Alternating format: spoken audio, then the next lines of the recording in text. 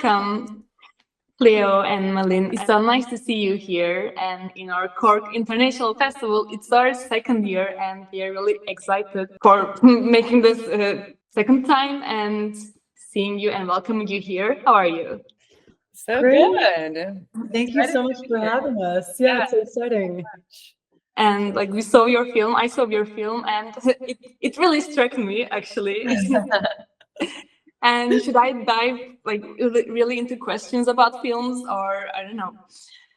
Yeah, whatever you want.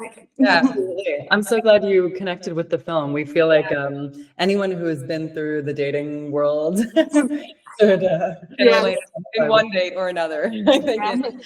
I don't want to ask you about your inspirations about the film because it's a common inspiration, social inspiration, and common experience. Sadly, but maybe I can ask you about. I don't know if it's gonna be personal question or I don't know. That was that like it was that based on a true experience or it was actually fictional? I don't know. Yeah, we can absolutely. Do you want to start, Cleo? Sure. I'll start by saying that yes, I mean we've fictionalized things, of course, but it the film came from very real experiences in our lives and very real impulses and a conversation that the two of us had. And I will say specifically, there was a date that I went on where someone revealed that they lived in the woods like an hour and a half outside of the city, and I was like, they always live out of the town. How come this happens? I don't know. Yeah. But we, Malin and I, a bunch of the stories are real, and she can speak to that as well. Yeah. But you know, in the date montage and everything. But the real seed of it for us was connecting on this feeling of, you know, if you're trying to protect yourself and you're looking for craziness everywhere and red flags everywhere, you start to feel like, oh, maybe you're becoming, if you're looking for monsters at every turn, like maybe you're becoming a monster because you're seeing the worst in everyone all the time. So that was from a very real place. And it was also like that place, I think, in a sense, like, again, we talked about it so much, but that also brought us to like the idea of making it a horror, because we were like, it is like the fear that you're constantly like, you're scared going back into dating and you're second guessing everything and you're like, can I trust this? Can I trust that? And we kept going back to each other being like, am I crazy? Are you crazy? Did this just happen? Are you crazy? Am I crazy? And we would be like, no, you're not. You're not crazy. Yeah. So and it came from us asking each other quite often, like, is that a red flag? Is that a red flag? Is that a red flag? So. And there was like two voices. The main characters had her friends. The one was that you were playing was always saying things about that would bring her anxiety, and the other one was always bringing positive thoughts that you should go, you should experience and everything. That was also real, like real. And we always hear those stuff from our friends, and we also hear this duality in our own heads. So the film was so real. It was like a psychological horror for us. For me, I don't know. I'm so glad to hear that. I do think that everyone carries that around. Like sometimes we talk more about it to our friends or whatnot, and maybe for us, both me and Cleo, like having this conversation, like. For me, at least, like she became one of the most important people to like understand the relationship that I had been in. But I think we all have this conversation more or less, and whether we have someone to talk to about it, like you say, we have it in our head where we're like, no, that's fine. No, wait, is it fine? Is it weird? Is it crazy? Like we have that all the time. So yeah, I'm glad that you related to that as well. Yes. It also added to the comedy for like, because we wanted to make it a horror comedy, and we like, you know, it does feel maybe more like a comedy, but then. Like you're saying, the anxiety is heightened by Stevie. That's constantly like, no, don't go there. You're gonna get murdered, or like this and that. But then her other friend clearly like balancing and making it like, no, wait, no, it's not. It's fine. It's fine. Everything's gonna be good. And yeah, so we had fun with that. And I'm glad it landed. Yeah, and we were thinking, especially something that we connected on is like when you emerge from a relationship where your sense of what's normal is kind of out of whack, you know, something that's toxic or something that is like deeply imbalanced. And when you then try to like find that instinct in yourself, like, I'll know when I'm really in danger, right? Like I'll know, I just have to get in touch with it. And it's like that journey we all go on. Like, yeah. And that was the plot twist of it, actually, because I don't know if that was a plot twist or not, but the woman becoming the monster was a plot twist for me, because we were expecting some other thing and it turned into comedy, and boom, everything was complex, and boom, it was real life.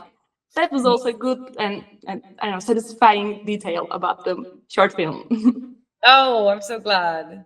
Yeah, that we liked it. We think we discussed where we wanted it to end, and like building towards the ending of like, well, now we built the expectation that she's making the jump to go on a date with this guy, though she doesn't know if she should do it.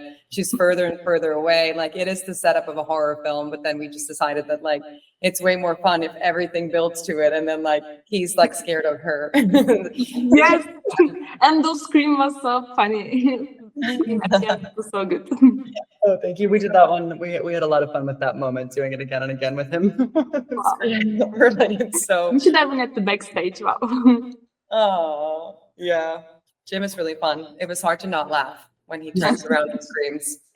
And that cabin, when we found that cabin, we were so happy. That was Malin discovered that place, and it was like we wanted someplace that felt like a horror set, that felt really isolated, and like she was very vulnerable, and she was far from her friends and far from the real world.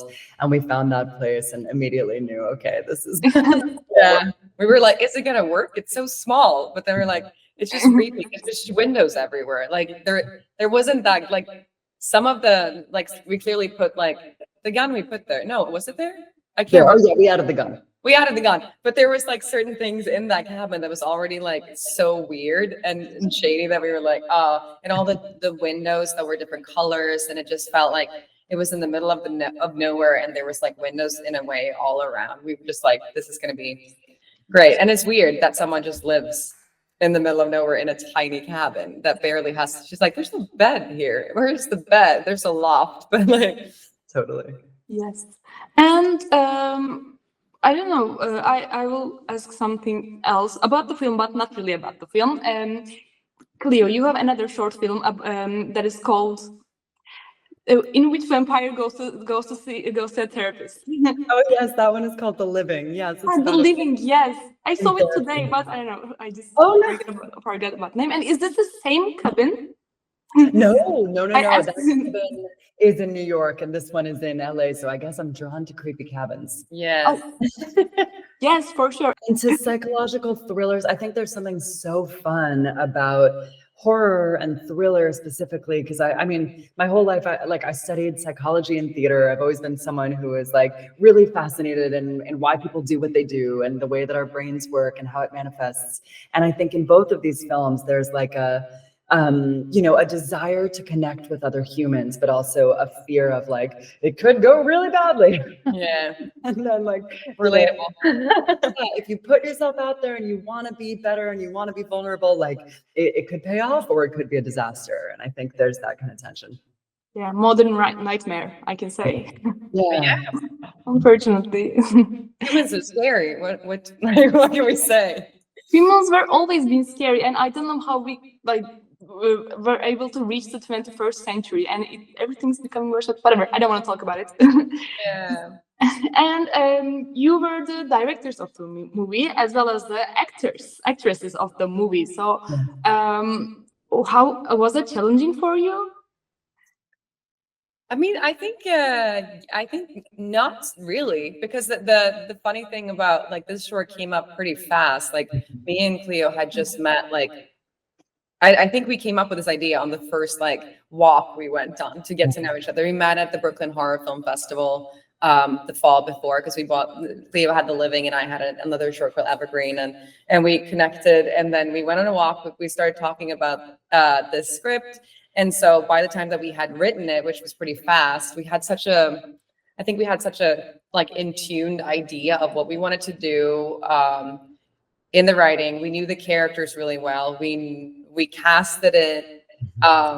We were actually like, you should play her. Like, you should play the lead. No, you should. No, we were going back and forth. Okay, fine.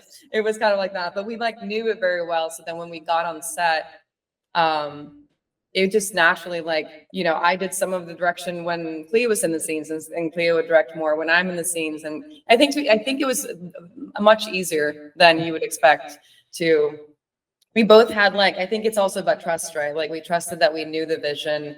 So when someone was behind the monitor and the other person wasn't, we kind of knew.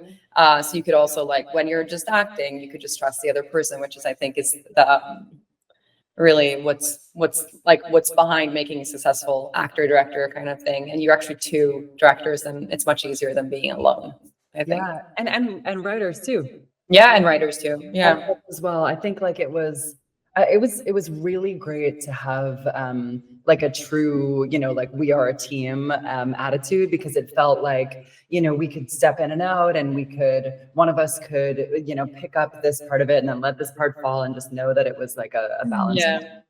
And it was really fun because like there were definitely moments when, in the past, if you're trying to do it all yourself, sometimes, I've made little indie shorts where I'm just doing every single role, and that's fun, but you things fall apart. Like you can't work always, you can't, get you miss a detail in the production, like you don't do the makeup, whatever, things fall through the cracks.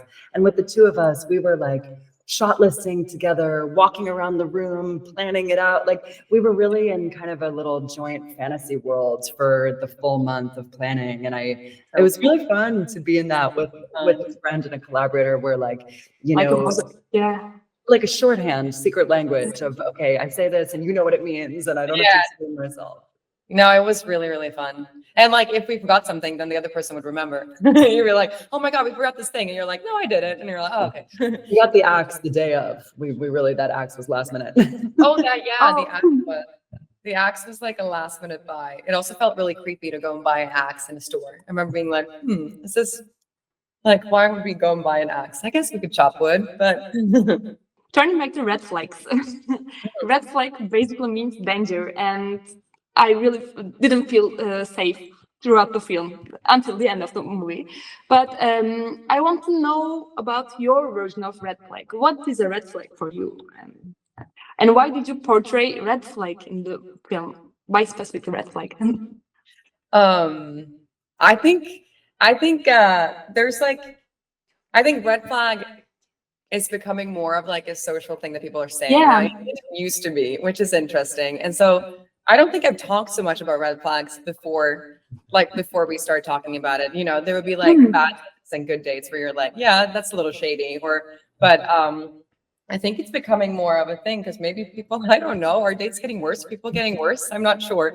But I think there's some clear red flags for like, things that like you should not accept this kind of behavior or things like that. But then I think it can also be sort of individual, like based on, we're all different as humans. And like, I think now, like after this process being like, if there's something that I want from a person or something, like I feel like I need to be respected or have something that I need in a relationship. If the person, doesn't respect that boundary or something, that would be a red flag for me, but maybe it's not a red flag for someone else. And then there's clearly like, you should not be murdered. That's a red flag. Or like, you're carrying around an axe. I don't know. No, but you know what I mean? So I think it is individual. And then there's some clear red flags.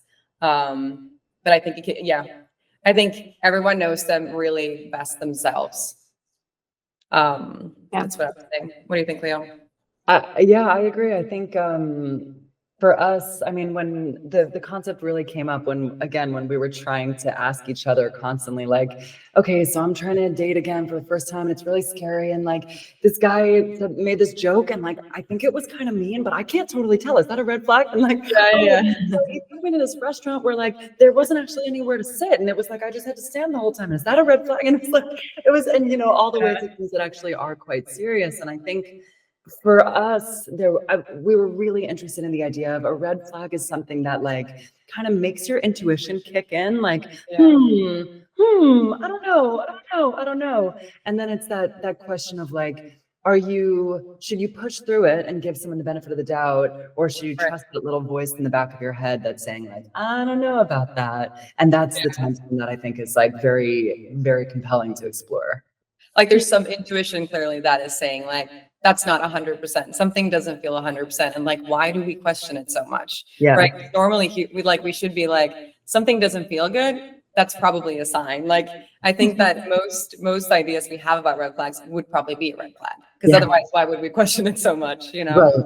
But for this character, and I think for us too, there's this sense of like, if you're used to giving someone the benefit of the doubt and being like, no, it's okay, it's okay, it's okay, it's okay, then when someone awakens you to this concept of like, no, there is danger everywhere, watch out, then you're like, your whole world shifts, you know?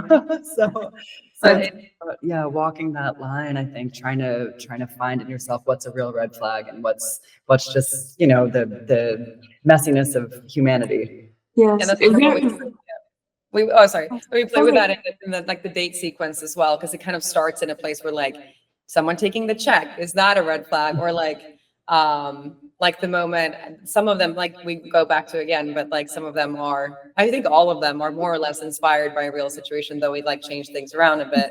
But even the thing of like someone being like, we want people to like communicate and be emotionally available, but being like, when did you last cry? Like, that's such a weird thing to ask. And then you're like, what should I answer? Like, I actually had a date that was like that, and he just kept asking all of these questions that were like, you know, what are you scared of? Are you, what emotion are you led by? Fear? Or why like, do you want to know it?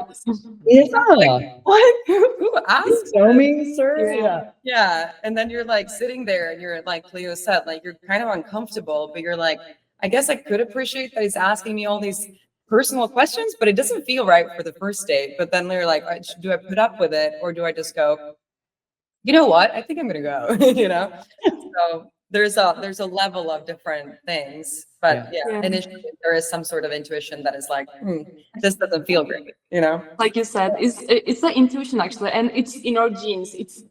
We're evolving actually, and red flag is our the long lost animal instincts that are adapting to modern society, and it's really good that you're really went deeply inside of the subject, and we really need that actually. In the salon, in the festival, people will be really thinking about everything, and it's more like a social criticism. I can say yes. It was like a social criticism. That was also a good note. But through the end of the film, I thought it will end more bloody. Like I thought the monster will be really a monster. I'm talking about the lead actress, the woman, and it's an open story. We don't know it ended good or bad. Why did you do this? I guess we just kind of liked leaving it at like, because in a sense, right, the lead character, it is her story. We follow her from like her confusion to the end, where like we wanted to end on that flip where she's realizing like, wait, like I'm holding the flag, like, what did I just do that? Like, who have I become? I'm like, who did I become? Exactly. So I think that was the initial idea, that like, yeah, we could have brought it to like bloody, but if she killed him, then she would be like, it would have been a different direction to go. I think, again, like I tend to lean towards like psychological horror, and Cleo similarly. So yeah, sometimes people expect that someone's going to get killed, but then they don't. There's something else that might be, maybe again, like you say, a bit more of a social commentary, or like on the more subtle psychological side of things. But we wanted to make it like her story in that sense, that like, if she killed him, that would have been funny too, actually. But also like, oh no, but she I wasn't expecting it. Bad. Yeah, I think it's just playing with expectation in every way possible. And like I love that when we screen this film, usually there is a lot of tension in the room, and people do seem like quite scared by the end, and then it punctuates it with a lot of humor. And I just think that it's such a great release, and it makes people reflect back on themselves and be like, oh no, are we all becoming monsters? Is this the way that our society is going? How do we not, tap into our worst, most murderous instincts? And you want the audience to go on that like kind of ride with her too, to be like, wait, is it him? Is it her? Is it him? So if we get that, and then it's good. Then that's what we wanted to like get across to the audience. So I think and then it's a horror comedy. So we wanted it to be, definitely. I think like ending on a comedic note was also a choice. Yes, the comedy touch was really good. Yes, definitely. It points the message. It helps to point the message very well. I don't know. And are we going to see another collaborations of you two? We are working on something. There's one in the works right now that I guess maybe we can just say it's a feature, and it is a murder mystery. Oh, Yeah, the comedy murder mystery. comedy murder mystery. Yeah. Wow. And we will see horror elements too, but what kind of horror elements? Or I don't know if I should be asking about. No, I think it definitely, in a similar way to Red Flag, it plays with genre and plays with tropes and really leans into, things that we might expect and then turning them upside down and playing with the form a lot. I would say that. What do you think, Malin? Yeah, I would say definitely has some of it, but it also, I think again, like same with Red Flag, when like the responses we've gotten from it is the feeling that it feels like a horror, but it is also very much a comedy so I think this probably, it balances the line of like, so I grew up a lot with Agatha Christie and the Cleo loves it too. And, like there is also that, like a murder mystery can be scary, but I always think that like that they're so funny because they're ridiculous, like they're ridiculous. And it more balances that line of, there is a certain fear to things and there's stakes and, people get killed. So there we go. But then also at the same time, it's kind of funny and ridiculous. And this one is actually very campy. Yeah. And it kind of deals with some an aspect of theater as well, because we both come from theater. So yeah, it's going to be fun and crazy. Very much, an ode to anyone who's grown up on the Agatha Christie's, the Poirots, the Columbos of the world. It's all of that we adore. Yeah. And I grew up with Edgar Allan Poe, so I need a little comedy in my horror life. So thank you for giving that to me. Yeah. A little macabre. Yeah, maybe. Yeah. That was really good. Thank you. I don't know if you have like time. I guess we're over 20 minutes. I don't know. If you have It still depends on you.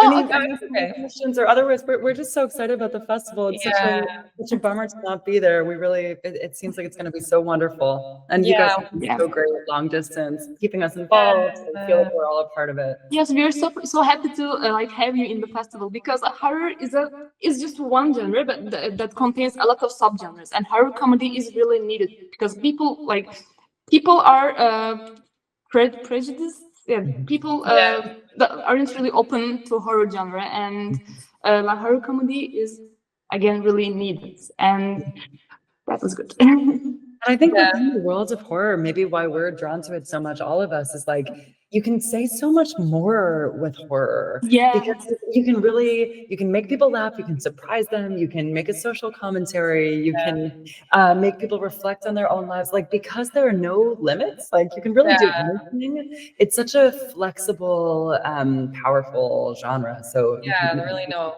rules. You can go, for one direction, and people will be like, "Oh, okay, this is where we're going." Whereas in drama, they'd be like, "No, I don't believe that," or like, "I don't buy it." There's a fun element of exploring, I think, and there's so much like fears. There's so much stuff that you can play with that are based on real fears. Yeah. And people like feel anxiety and fear all the time in their daily life. So like, let's see them in the big screen, and maybe it can open your point of view. It can like brighten your perspective. And horror is educational. Yes. It's true. Yeah, it's true. I think that's also something that both of us talk about. Like when you're making like a horror that, I don't know, I tend to always have some sort of real question or comment or like social problem behind it that you're trying to explore through horror. It's not, I don't think I've so far ever written just like a slasher that doesn't have a message behind it. I'm not saying that slashers, they're so fun, but you know what I mean? Like you're always trying to find something so that the people that come to watch horror, people that haven't watched horror, because sometimes it's a good genre to get people to watch. People love horror, even though maybe it doesn't get the same respect sometimes, which it should. But I think it's growing. Genre is becoming bigger and bigger. But there's so much you can say. You don't have to say it through a drama. You could say it through a horror. And it might be more easy to take in for certain people because they don't expect it. Yeah, exactly. Then you bring people together in a surprising way where they're like, "Oh my God, I'm scared of that too. You're scared of that too. Like you stay up at night worrying about this. Like I'm not crazy, you know?" Yeah. Yeah, I can really imagine in the festival, like the women will be looking at each other, and there will be a big energy, like one powerful energy in the festival. Yeah, thank you again, and like you were so positive, and it was so nice to talk with you. I was having a little. I don't know, having a little anxiety about this interview, but like you were smiling and everything was so good, and I love the conversation. And do you want to like add something about your audience, your future audience for the festival, or just for our horror festival? Well, I think we're just, thank you again. You're also wonderful, and this was so fun. It's always really fun to get to discuss, because a lot of festivals we go to, there's a short Q&A in the end, and you always get the same questions that could be like, what was the hardest thing to do during production, or like, how many days did you shoot? But like, it's really fun to get into the conversations, because truly, again, as filmmakers, why we make things is because, we want to reach out. We're feeling so happy that you relate to the story, and like, you want to hear the audience experiences and how they relate to the film. So I think we're just really excited to talk to you, and we're really excited the film is going to be there, and hopefully we'll get we hope that the audience is going to relate and have fun, also be scared, and like, start some questions about how they see the world and people around them. So I think that's our hope. Absolutely. And how many days did it take? Sorry. Oh, what? Yes, let's go with the classic question. How many days did it take actually? Because I forgot to it did take ask. 2. It was very Thank you. Yeah, very quickly. very long, very smacked days. Like, wow, it must be hard for you. I know. There was one, the night shoot, I think we were probably going for like 18 hours or something. But, longer than my best days. But it was a fun. weekend, and we had a great time. Yeah. And I'll say also just one more thing. I know Malin has a new short coming out. Yeah. And I also wrote an album recently about dating. So if people want to find other things, that are related to these themes, Malin's film is a great one to check out soon, and you can listen to the music too. I don't know if you want to talk about it at all. We can find them on online right now. My film is just finished post, so we're just probably starting festivals in beginning of the next year. But it's called Sauna Sickness. It's also a psychological thriller with some comedy, dark comedy, absurdity. It's set in Sweden, and it's in Swedish Norwegian, because that's where I'm from. But yeah, so that's really exciting. Oh, perfect. And Cleo's album, she had a show here in LA, and it's really, really great and really funny also. There's a lot of humor. That's my favorite thing to, tap into, is navigating these difficult situations that make us feel really deeply insecure and isolated and doubtful and depressed with a lot of humor. So yeah, you can find it online. It's under my name, Cleo Handler. Yeah. Okay, for sure. We will definitely check out for that, because I don't want to say vibe, but the perspective, yes, I will say again, perspective. The perspective that you're bringing to us, to your audiences, it's so different, and I want to discover more about this. So thank you again. Thank you. It's so nice to meet you, and we really appreciate everything you're doing. We want to hear all about it and see all the pictures and everything. Yeah, we would love to see and hear how it plays and what people say. That'd be lovely. And as much as we can participate from here, please let us know. Have a great festival. Late. I know your time zone is very different from ours, so thank you for doing a nighttime interview. No, but it's the morning for you, I guess. So thank you for having your morning for us. Enjoy the festival. Have a great day. Bye bye. Bye.